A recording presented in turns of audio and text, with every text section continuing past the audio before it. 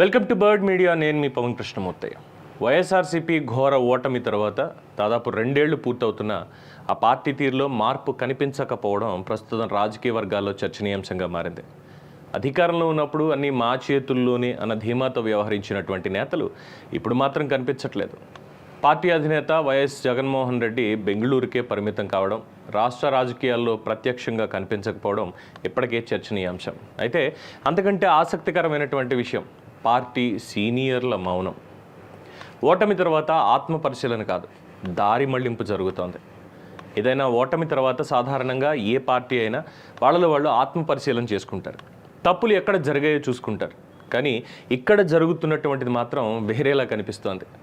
ప్రజలు తిరస్కరించిన తీర్పు మీద స్పష్టమైనటువంటి సమీక్ష చేసుకోకుండా దాన్ని ప్రచార యంత్రాంగం వైఫల్యం, ఎన్నికల మేనేజ్మెంట్ లోపం, ఈవీఎంలని మేనేజ్ చేసేశారు, ఏకంగా 10 లక్షలు 50 లక్షల ఓట్లు వేసేశారు లాంటి సాకులతోటి వాళ్ళ వైఫల్యాలని పక్కకి నెట్టేటువంటి ప్రయత్నం జరుగుతోంది అనేది భారీ విమర్శలే ఉన్నాయి. అంతేకాకుండా రాష్ట్రంలో ఏ చిన్నపాటి ఘటన జరిగినా దాన్ని పెద్దది చేసి చూపిస్తూ అసలు వాస్తవాల నుండి దృష్టిని మళ్లించే ప్రయత్నం, ప్రజల దృష్టిని మళ్లించే ప్రయత్నం జరుగుతోంది అనే ఆరోపణే బలపడుతోంది. దీన్నే డైవర్షన్ పాలిటిక్స్ అని కూడా అంటాం.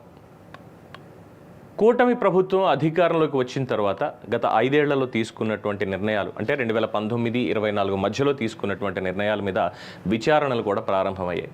అప్పట్లో చక్రం తిప్పినటువంటి నేతలు ఇప్పుడు ఒక్క మాట మాట్లాడడానికి కూడా వెనుకాడుతున్నటువంటి పరిస్థితి కనిపిస్తోంది. ఇక ఇది వ్యూహాత్మక మౌనం అనుకోవాలా, లేక కేసుల భయం అనుకోవాలా?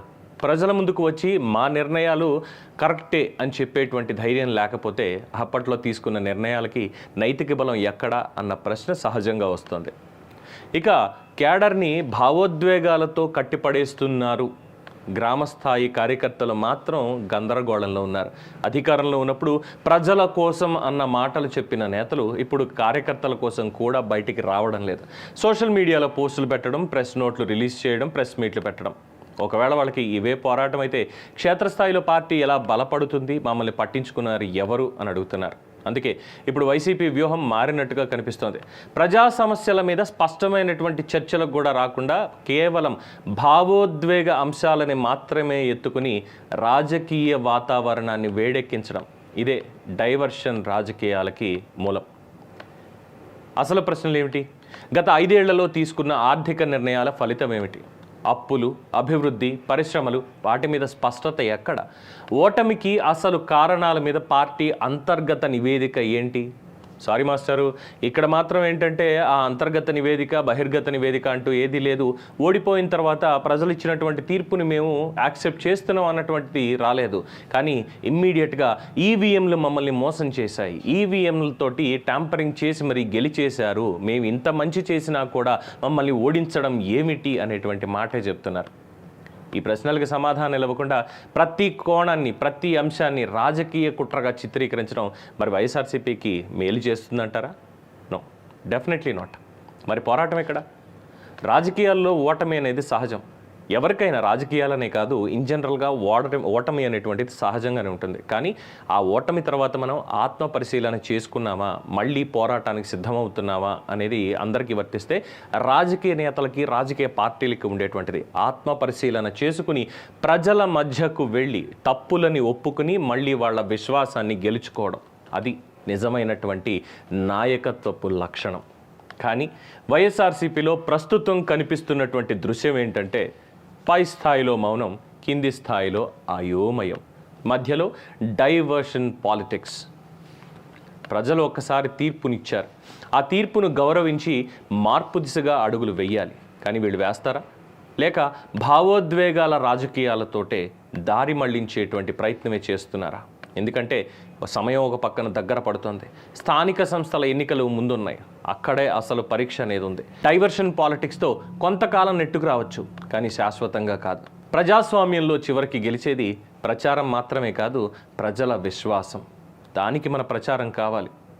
2 ఏళ్ళు అయిపోయింది, ఇంకో 3 ఏళ్లలో ఇంకేముంది 2029లో ముఖ్యమంత్రి జగన్మోహన్ రెడ్డి గారే మేము వస్తున్నాం, గెలిచేస్తాం, వచ్చామంటే రప్ప ఎవ్వడిని వదిలేది లేదు, నెత్తుటితో హోలీ చేసుకోవాలి, గంగమ్మ జాతరలో పొట్టేళ్ల తలలు తెగినట్టుగా తలలు తెగాలి అనేటువంటి మాటలు ఇవే వినిపిస్తున్నాయి తప్ప ఇంకొకటేం లేదు. అన్ఫార్చునేట్లీ అధినేత జగన్మోహన్ రెడ్డి గారి ప్రతి పర్యటనలో ఎవరో ఒకళ్ళు కనీసం ప్రాణాలు వదిలేస్తున్నారు, వారి కార్యకర్తలే. దానికి కూడా కారణం వారికి ఉన్నటువంటి అనారోగ్యం ఇంకోటో చెప్పలేనటువంటి పరిస్థితి. కానీ చూస్తున్నటువంటి పరిస్థితి ఎలా ఉంది అంటే వారి అనాలోచిత నిర్ణయాల వల్లే, వారి అభిమానుల అత్యుత్సాహం వల్ల ఇవన్నీ జరుగుతున్నాయి అనేది ప్రజాబాహుళ్యంలో ఉన్నటువంటి వాస్తవం. కానీ ఇక్కడ మౌనంగా ఉన్నటువంటి సీనియర్లు ఇక్కడ క్యాడర్ని మాత్రం బలి చేసేస్తున్నారు. సోషల్ మీడియాలో కావచ్చు, ఇంకో చోట కావచ్చు, వీళ్ళందరూ ఇళ్లలో కూర్చొని అక్కడికి వచ్చి మమ్మల్ని హౌస్ అరెస్ట్ చేశారు, మాకు నోటీసులు ఇచ్చారు, ఈ రకమైనటువంటి మాటలే మాట్లాడుతున్నారు తప్ప సరైనటువంటి రీతిలో జనంలోకి మాత్రం రావడం లేదు. పైపెచ్చి దానికి కూడా కారణం చెప్తున్నారు. వీళ్ళు జనంలోకి వెళ్ళాలంటే వెనకాల వందలుగా మందలుగా జనాలు ఉండాలి, దాన్ని ఒక పోరాటంలాగా ముందుకు తీసుకెళ్ళాలి. దేని మీద పోరాడుతున్నామో క్లారిటీ లేదు, దేనికి లేదు. కనీసం నియోజకవర్గంలో, మండలంలో, గ్రామంలో, పంచాయతీ లెవెల్లో కార్యకర్తల దగ్గరికి వెళ్ళి సర్లే అయ్యింది, ఈ 2 ఏళ్ళు అయిపోయింది, ఇంకొక 3 ఏళ్ళు ఉంది, ఈ 3 ఏళ్లలో మనం ఏం చేద్దాం అనేటువంటి ఒక ఆలోచన వాళ్ళకి చెప్పాలి అన్న ఇది కూడా లేకుండా పోయింది. సో ఈ సీనియర్ల మౌనం చివరాఖరికి పార్టీకి కాదు, వాళ్ళకి కూడా, వాళ్ళ కార్యకర్తలకి కూడా ఒక రకమైనటువంటి ఇబ్బందిగానే తలెత్తుతుంది. అయోమయంలో మిగిలిపోతున్నారు. చూద్దాం ఏం జరుగుతుంది అనేటువంటిదే. దీని మీద మీ అభిప్రాయం తెలియచేయండి. చూస్తూనే ఉండండి ది బర్డ్ మీడియా.